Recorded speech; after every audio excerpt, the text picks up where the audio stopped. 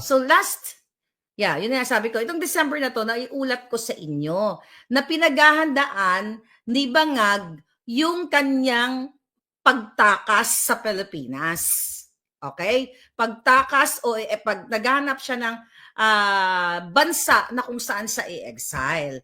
So, etong kwentong ito, okay? Itong puting ahas ko, chinika boom boom niya sa akin, na Miss Maharlika, nung ganitong araw, wag ko na lang isulat, ay sabihin muna yung eksaktong date kasi baka magurgur itong cabinet secretary niya. In fairness, may punto ka ngayon sa, pero hindi pa natin pwede pangalanan to.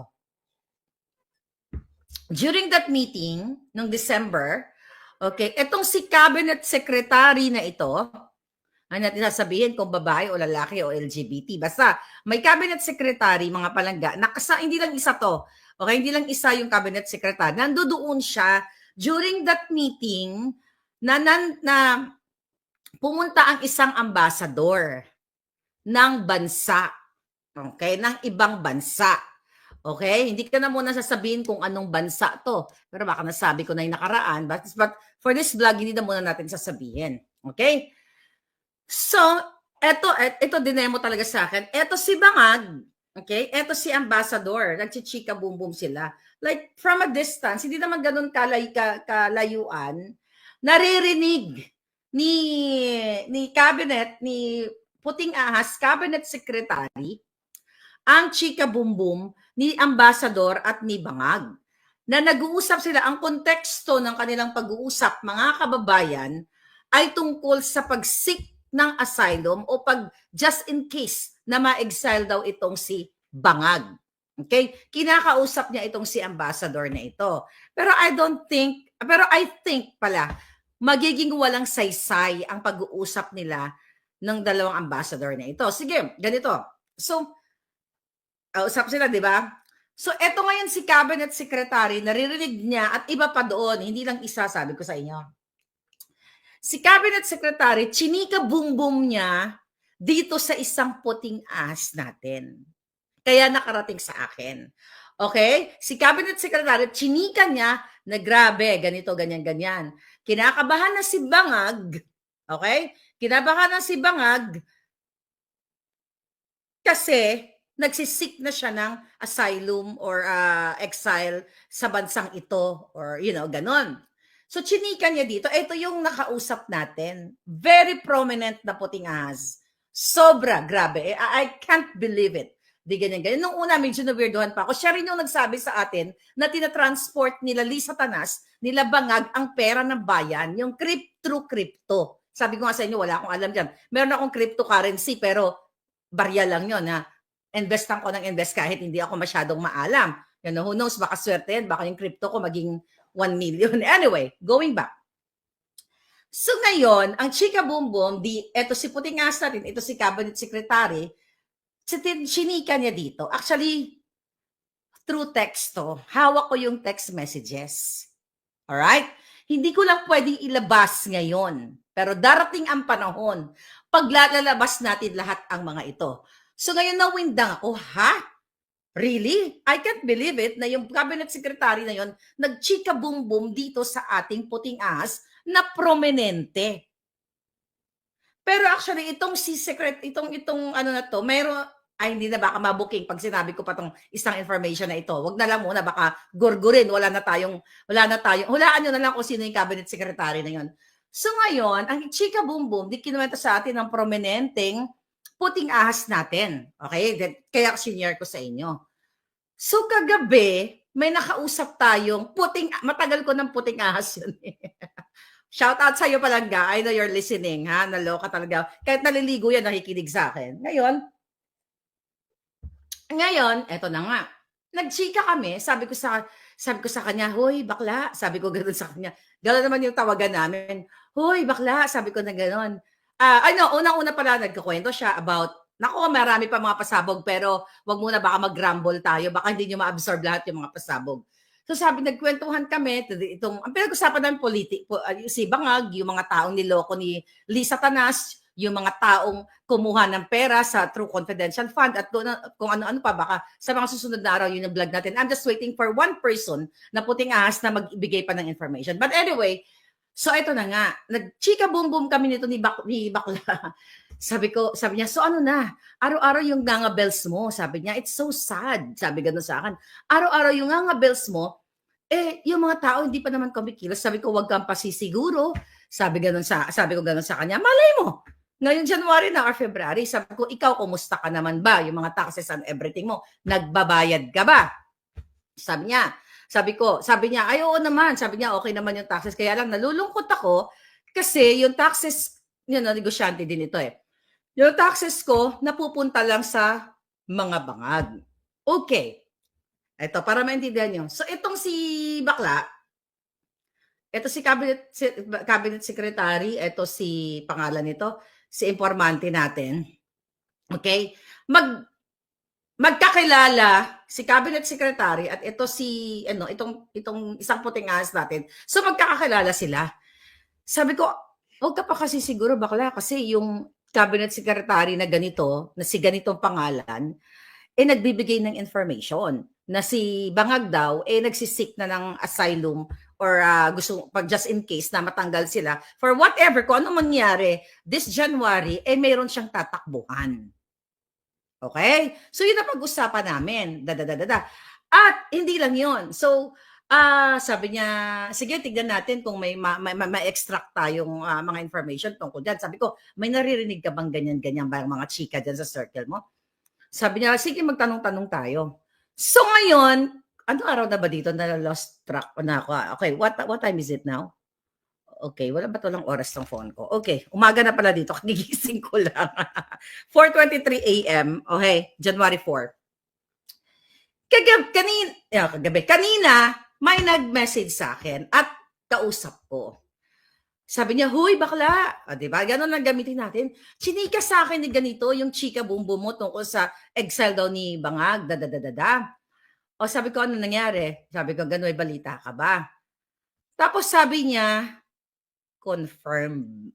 Okay? Confirmed na itong cabinet secretary na to, inamin sa kanya, okay, na talagang mayroong naganap na chika bumbum. Okay?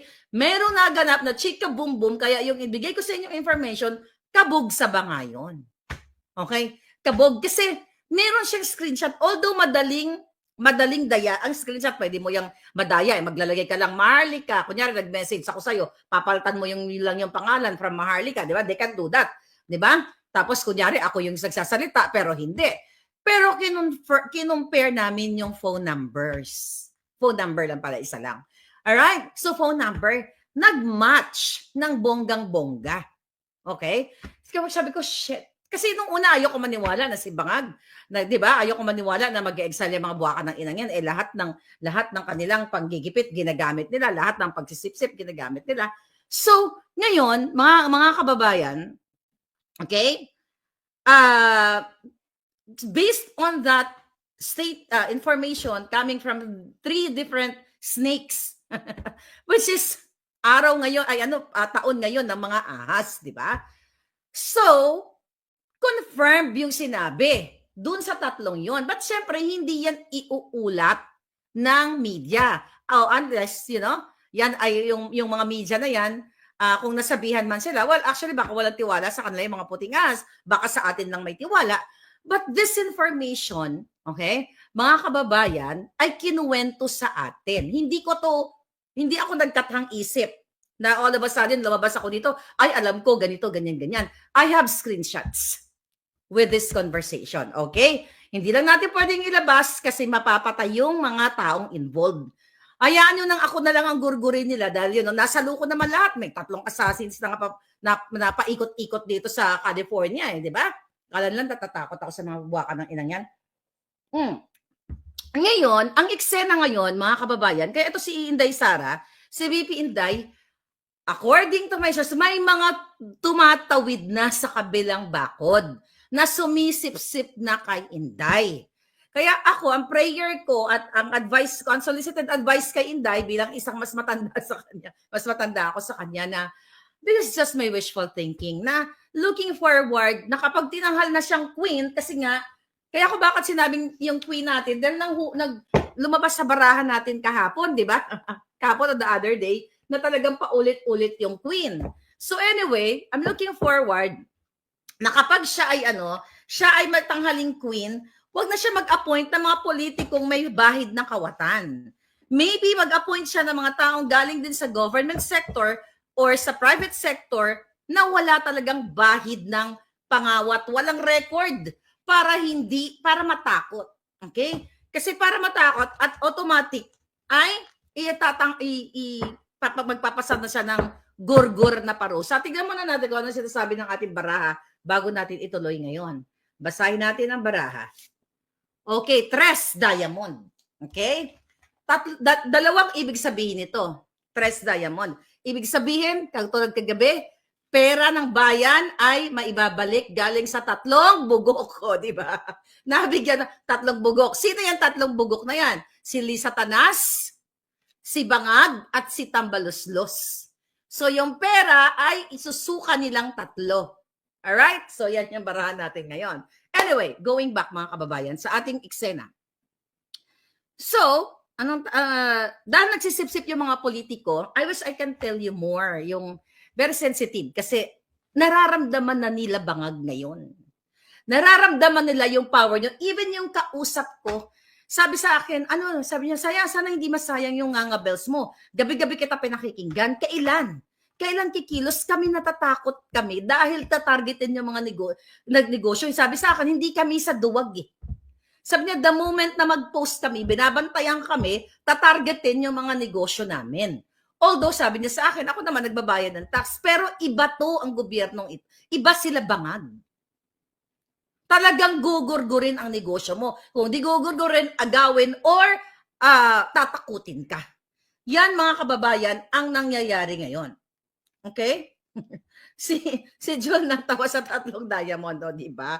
Alam nyo, walang mananalo sa hula ko. Okay? Lahat dito talo ang mga Bangag. Huwag kayong umasa na mananalo sa hula ni Maharlika ang mga Bangag. Laging panalo. Baraha ko to eh. Anyway, mga kapalangga. Okay? Okay. Ngayon, ano sabi dito? Yeah. So ngayon, ang eksena dito, sa National Security Council, na pagtanggal kay Inday Sara in connection kasi nakakarating na kay Bangag, ang ingay kasi natin, 'di ba? Hindi naman tayo pwede mag-ingay, 'di ba? Nakakarating na kay Bangag na mayroon talagang maninindigan. All right?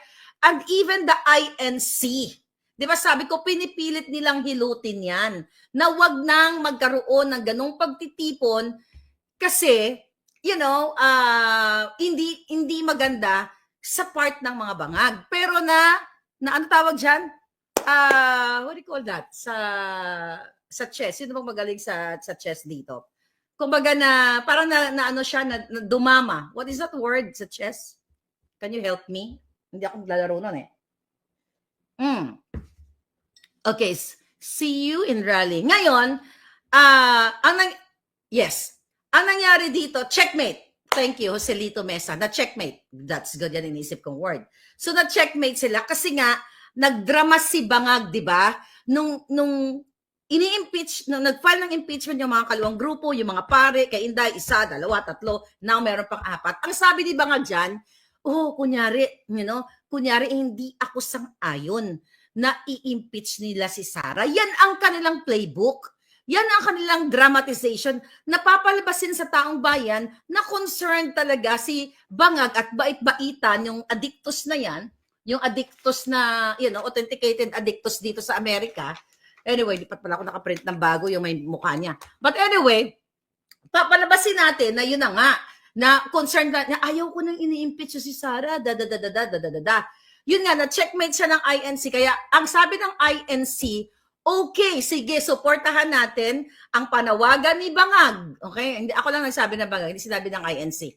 Ni Bongbong Marcos, also known as Bangag. Alright?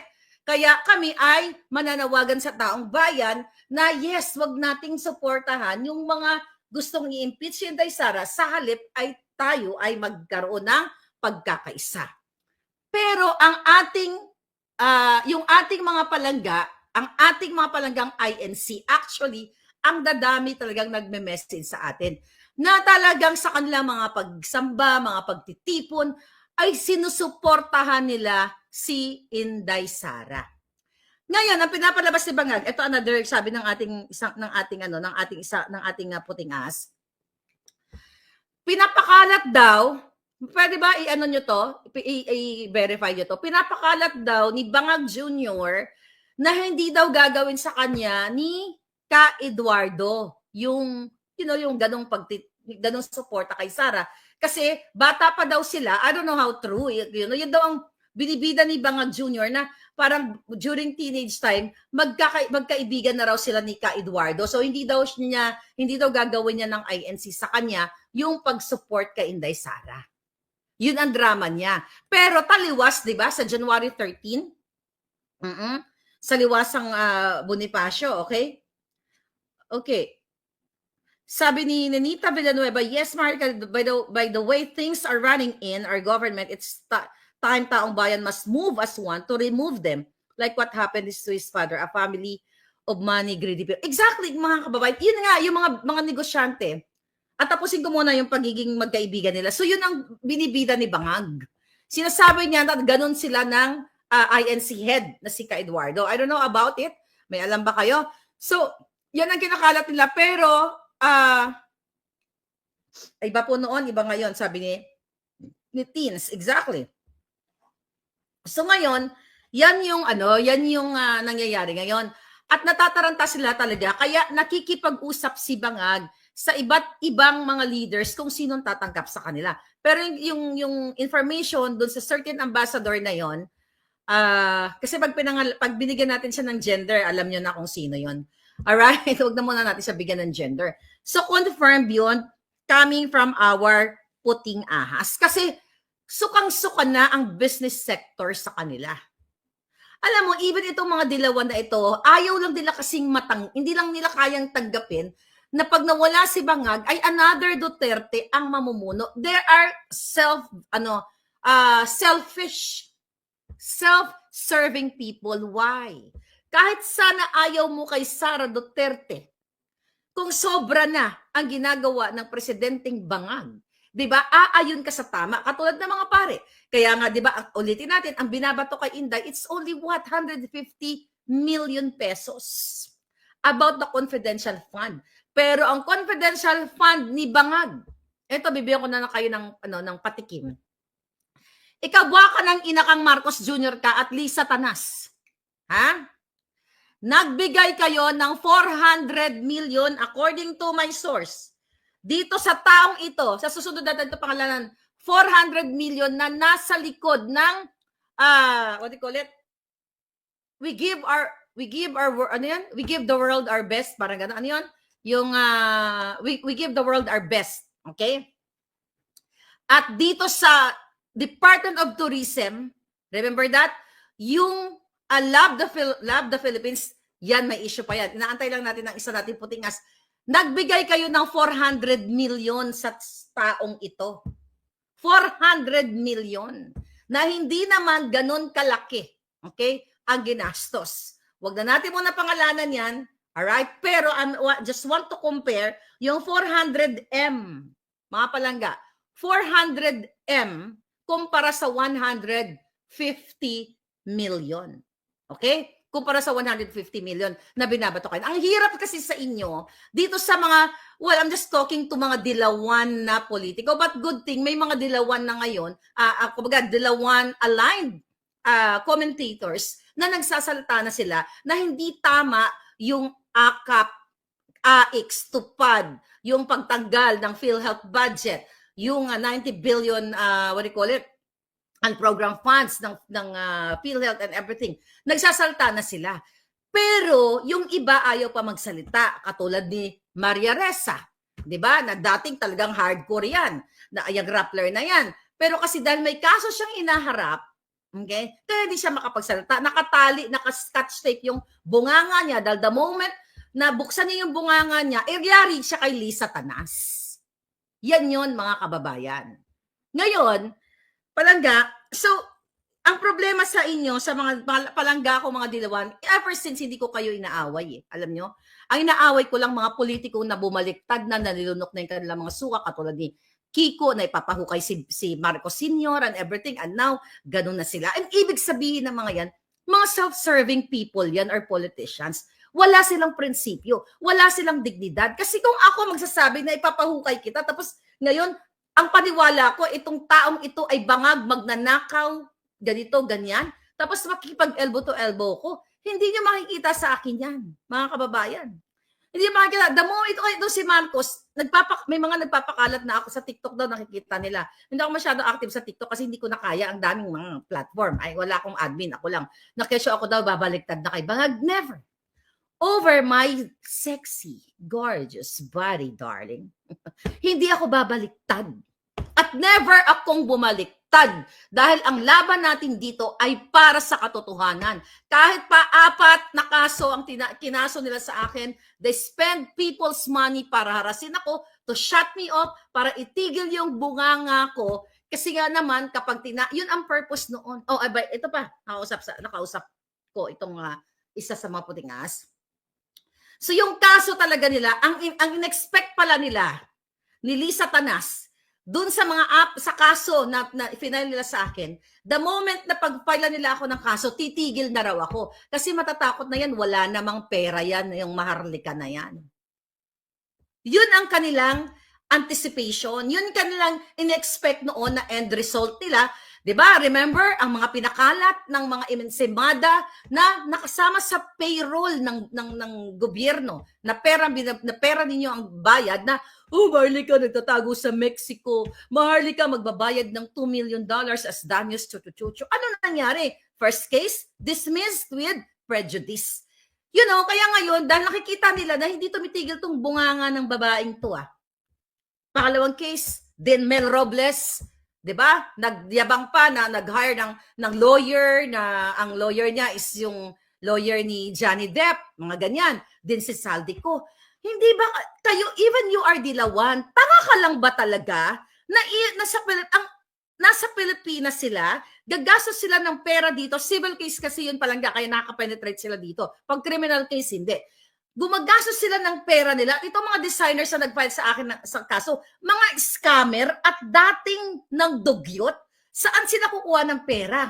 At meron din tayong, meron akong ebidensya niyan, na yung isa dyan, sa scammer na yan, although, isa dyan ay talagang broad daylight, pinagsasabi niya sa kanyang mga kilala, kaibigan, sa artista man o sa ibang politiko o designers na, tutulungan ako ni Lisa Marcos. Nilam, siya sa gagastos lahat. Basta pipirma lang ako. May lawyer ako sa Pilipinas, may lawyer ako sa Amerika. See that?